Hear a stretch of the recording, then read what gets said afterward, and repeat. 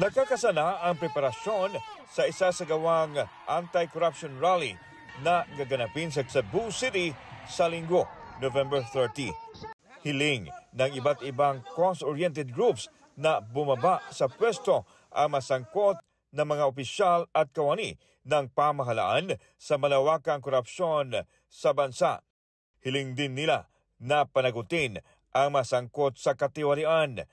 Ang isa sa mga itinutumbok ng mga grupo ang sanhi ng grabing baha na naranasan ng Metro Cebu nang manalasa ang Bagyong Tino noong November 4. Ang anti-corruption rally na tatawaging Sugboanong Pakigbisog kontra Korupsyon o SUPAC ay pangungunahan ng Archdiocese of Cebu.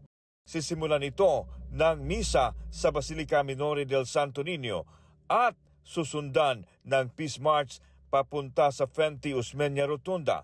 Nindot man jud kayo ko ng katawhan magkahiusa para madunggan pod sa mga nagdumala sa atong nasod, labi na gyud sa mga tawo nga nakaako sa pagpanghilabot sa pundo sa gobyerno.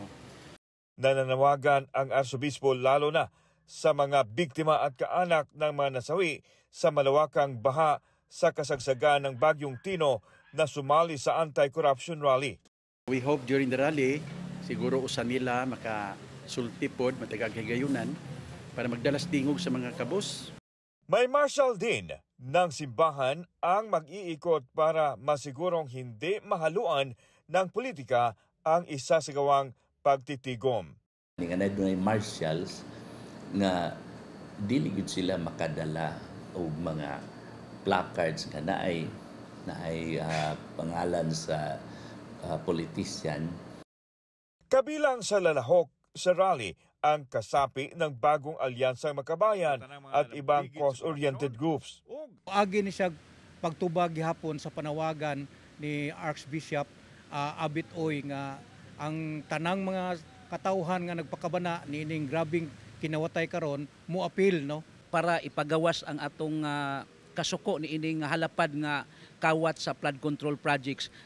Puspusan na rin ang paghahanda ng Cebu City LGU para masiguro na magiging maayos at matiwasay ang isa sa gawang rally.